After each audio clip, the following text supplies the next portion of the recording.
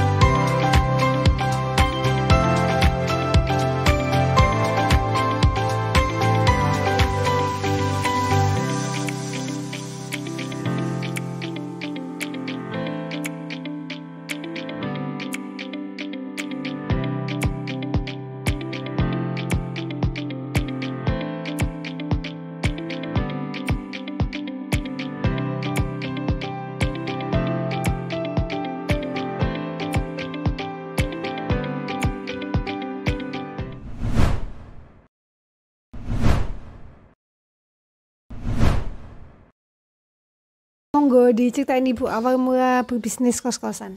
Bismillahirrahmanirrahim. Awal mula saya punya kos-kosan ini nggak sengaja. Rumah saya ini kan ada di seputaran kampus. Jadi itu saya bangun lantai 2 dari UTM yang sekarang ini kan awalnya bukan UTM ya. Unibank kalau nggak salah. Kemudian diganti UTM sehingga negeri jadinya. Mahasiswa ini kekurangan tempat tinggal. Awalnya saya niatannya untuk anak-anak saya gitu. Jadi saya bangun di lantai atas ini untuk anak-anak saya. Tapi kemudian ada salah satu dosen, kenapa Bu nggak dikoskan aja? Kan sayang, kata dia gitu. Ambilnya ya bantu anak-anak lah Bu. Anak-anak itu masih bingung sama kos-kosan gitu kan. Masih belum banyak ya yang bangun rumah di sini tuh. Akhirnya ya sudah saya terima. Jadi satu kamar los dari depan sampai ke belakang itu diisi sama 7 anak, nggak ada lagi waktu itu. Ya anaknya ya mau, senang pokoknya dapat kosan gitu. Ya dari situ akhirnya saya bisa berkembang kok enak. Kos-kosan ini nggak terlalu ribet bagi saya. Jadi perawatannya cuman pada saat anak-anak libur, sudah saya rawatin rumah itu. Awalnya saya nggak pakai pembantu, dikerjakan sendiri. Akhirnya lama-lama berkembang.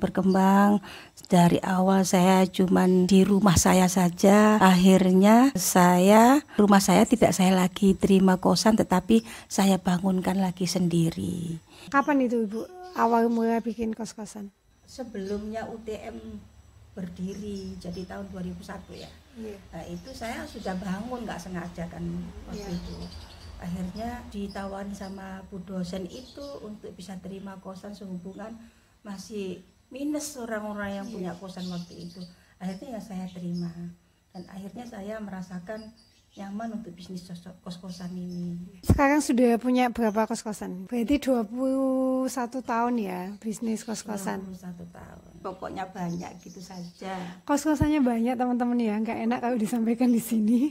Jadi ini awal mulanya itu bisnis kos-kosan itu dari rumah pribadi, terus kemudian akhirnya bikin banyak kos-kosan, akhirnya rumah pribadinya sekarang nggak dikoskan gitu. Menurut Ibu nilai lebihnya bisnis kos-kosan itu apa Ibu? Kehidupan sehari-hari saya itu nyaman lah, artinya itu tidak mengganggu kegiatan-kegiatan saya karena saya sudah tua ya. Jadi untuk meningkatkan ketakwaan kepada Allah tidak terganggu dengan bisnis kos-kosan ini. Nah, mungkin cuma 6 bulan sekali pas anak-anak libur itu baru saya konsentrasi ke sana sedikit gitu. Jadi ini mungkin usaha kos-kosan itu usaha yang bisa dibilang paling nyantai ya. Maksudnya gini, usahanya jalan tapi kita masih bisa melakukan banyak aktivitas lain gitu. Berapa modal yang dibutuhkan Ibu waktu awal buat kos-kosan? Ya sampai sekarang ya. Maksudnya kan pasti setiap tahun kan berubah. Iya. Ya memang untuk modal ini saya itu tidak menyangka ya, kadang-kadang itu kok bisa ya saya itu punya kos-kosan seperti ini ternyata memang seiring dengan ridho Allah dan ikhtiar dari suami dan saya untuk bisa membangun rumah kos-kosan yang bagus, nyaman, dan tempat yang strategis tentunya. Itu ya, awalnya saya itu diberi sama orang tua, diberi orang tua sebagian dari peninggalannya orang tua. Akhirnya di situ saya kembangkan, dibelikan rumah gitu. Memang waktu itu tidak cukup ya untuk bisa membangun rumah itu. Jadi saya sedikit bersentuhan dengan bank. Tetapi bayarnya itu kan uang saya yang sehari-hari memang sudah diberi oleh pemerintah. Saya kebetulan PNS gitu. Kemudian dari situ anak-anak kan bayar kos-kosan ya. Nah, itu kemudian saya kumpulkan dibuat bayar cicilan dari saya yang bersentuhan dengan bank itu tadi. Dan juga bukan cuma dari itu saja, juga punya usaha lain, jual beli rumah, jual beli tanah, sehingga kami bisa bangun rumah kos-kosan itu banyak lagi. Jadi sebenarnya untuk usaha kos-kosan itu nggak hanya usaha kos-kosan aja ya Bu ya, tapi juga ya sebenarnya kalau hasil kos-kosan mungkin nggak akan bisa untuk membangun banyak gitu ya, tapi ada bisnis-bisnis lain ya, yang mungkin hasilnya lebih besar terus kemudian diaplikasikan untuk buat kos-kosan lagi gitu. Sehingga kalau masih sudah banyak kos-kosannya itu ya otomatis kan pemasukan juga banyak. Nah ini akan lebih cepat berkembang lagi. Berapa modal yang dibutuhkan untuk membuat kos-kosan Ibu? Ya banyak ya, jadi ratusan juta juga bisa sampai miliaran. Menurut saya ya sebenarnya kalau usaha kos-kosan antara bangun sama hasilnya itu sebenarnya tidak terlalu banyak dibandingkan dengan modal yang dikeluarkan. Tapi nilai asetnya itu yang lebih. Memang kalau untuk hasil dibanding dengan modal itu sangat kecil. Tetapi aset saya ini tidak kena inflasi, terus meningkat. Jadi di samping saya dapat dari kos-kosannya, kemudian yang lebih bagus lagi adalah dari peningkatan harga rumah yang saya bangun. Nilai asetnya ya. Jadi nilai lebihnya bisnis kos-kosan tuh dilihat dari nilai asetnya untuk ke depan itu akan semakin naik. Biasanya Ibu ini bangun sendiri nggih Ibu nggih? Nggih. Saya bangun sendiri dan saya pantau sendiri karena saya pengen kos-kosan itu sesuai dengan selera saya. Sehingga untuk kedepannya itu anak-anak lebih betah ada di rumah kosan saya. Jadi Ibu bisa melihat dari selera anak-anak itu maunya seperti apa, terus kemudian Ibu terapkan konsepnya di kos-kosannya. Rumah kosan yang saya bangun itu tadi ya. Untuk sistem pembayarannya gimana Ibu? Ada yang 1 tahun tapi dilihat dulu situasi dan kondisinya. Setelah pandemi saat ini mereka tidak mampu untuk bisa 1 tahun, tetapi 1 semester paling tinggi. Tapi masih membuka untuk setiap bulan? Tidak bisa kalau saya 1 bulan itu, karena apa, saya tidak ingin bersentuhan perasaan dengan anak-anak. Menagihnya itu saya tidak begitu suka, jadi saya pakai sistem setiap per semester yang mau di tempat saya. Jadi untuk biar nggak ribet dan memang untuk menghindari anak-anak yang gonta-ganti pasang ya, biasanya gitu, kadang anak-anak itu nakal. Jadi kalau setiap bulan itu ribet, jadi lebih baik memang pembayarannya 6 bulan atau 1 semester sekali. 1 kamar sekarang itu berapa Ibu? Macam-macam di tempat saya itu. Kalau view-nya itu bisa bagus, lihat di luar bisa lihat hujan, panas, bisa lihat awan, itu 300 free sudah. Tapi kalau yang di dalam 275 free juga. Fasilitasnya apa aja? Ya wifi, perlengkapan kamar itu ya kasur, bantal, lemari. Meja ada? Ya ada yang ada meja. Berarti ini 300.000 itu enggak lihat kos-kosannya ya, tapi lihat view per kamarnya nggih? Iya. View-nya dia itu nyaman, bisa lihat luar gitu, maka 300. Kos-kosannya ada yang cowok, ada yang cewek nggih? Ada cowok, ada cewek. Jadi sempurna lah. Ada yang mau cari cowok gitu saya bisa membantu. Kalau yang mau cewek ya saya pun juga bisa membantu. Bisa dibagi ke teman-teman tips sukses bisnis kos-kosan? Itu seiring dengan rezeki ya, saya bilang itu gitu. Tetapi usahakan untuk kos-kosan ini telaten, artinya itu sabar untuk menghadapi anak-anak. Dan satu lagi poinnya, pakai pembantu biar nggak sakit-sakit hati banget lah kalau melihat rumah kosnya itu kotor atau gimana gitu. Jadi kalau pakai pembantu, berbagilah rezeki sama pembantu ya. Nggih, Itu sehingga melihat rumah kos itu nampak bersih dan anak-anak seneng gitu. nyaman ya. Jadi memang kalau tempatnya bersih kan enak. Kadang kan pemilik kos-kosan tuh eman buat bayari dan memasrahkan semuanya tuh ke anak-anak. Tapi anak-anak itu lebih seneng kalau misalnya ada yang membantu untuk membersihkan gitu Tapi ya. tetap anak-anak itu ada jadwal piket. Ada jadwal piket untuk melatih anak-anak bertanggung jawab gitu aja. Jadi nggak seenaknya sendiri gitu. Suka dukanya ini Bu, bisnis kos-kosan? Sukanya ya pas kalau kita dapat anak-anak yang nggak bandel, baik akhlaknya, maka suka saya. Tetapi kalau kita dapat anak-anak yang malas, jorok, bandel, terutama yang nomor satu itu adalah anak yang akhlaknya nggak bagus. Artinya pulangnya terlalu malam, terus suka bersendaguro dengan cowok yang bukan muhrimnya deket banget, itu saya enggak suka. Tapi kadang gitu ya, kalau misalnya anak itu ada kedekatan emosional ya Bu ya dengan anak-anak. Maksudnya apalagi kalau misalnya dia bertempat tinggal itu lama ya. Maksudnya kadang ada yang kos itu kan dari awal masuk sampai lulus gitu ya. Iya, kalau sudah senior itu kadang-kadang kebanyakannya bandel, terutama di pembayaran kosannya gitu. Tapi selama ini insya Allah seiring dengan rezeki saya, alhamdulillah ya anak-anak itu lancar-lancar aja gitu.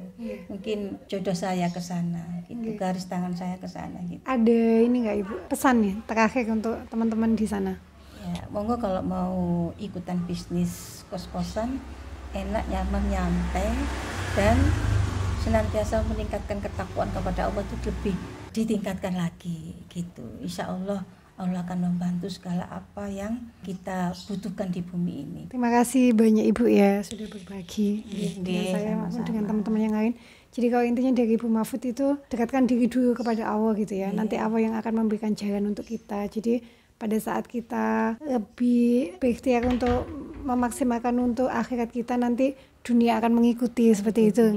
Terima kasih teman-teman ya. Semoga di konten kali ini bisa memberikan manfaat. Kurang lebihnya saya mohon maaf. Saya akhiri, wassalamualaikum warahmatullahi wabarakatuh. Sampai jumpa di video selanjutnya.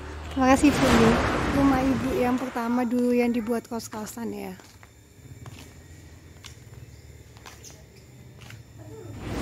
Ini ya kos-kosan Ibu.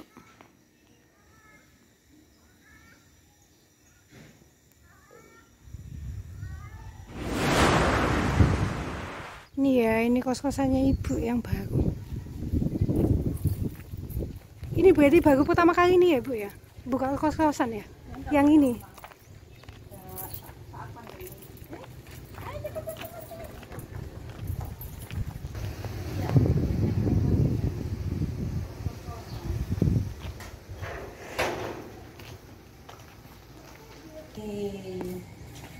Ini tempat parkirnya ya.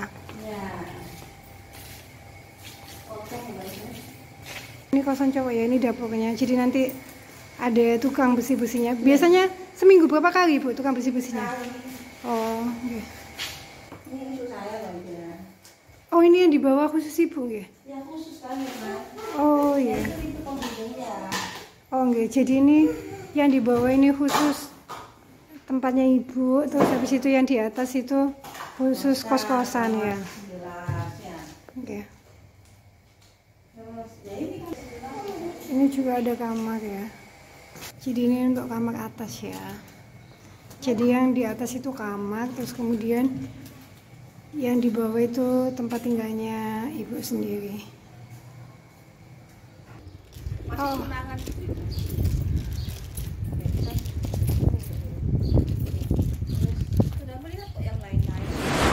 Ini kosan Ibu yang lain ya, yang di gang 1. Nah, ini juga kosan beliau yang lain. Ini kos cewek. Jadi ini tembus dari depan ke belakang.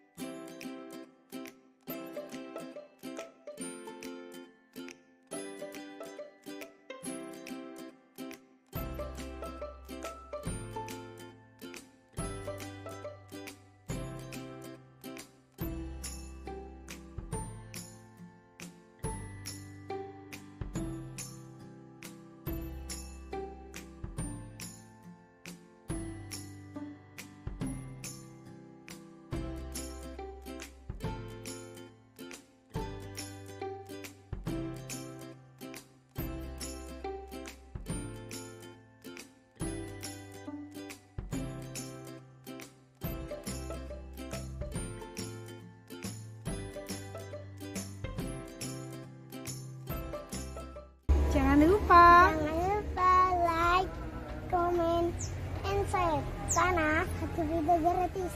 Jangan lupa bahagia dan selalu bersyukur.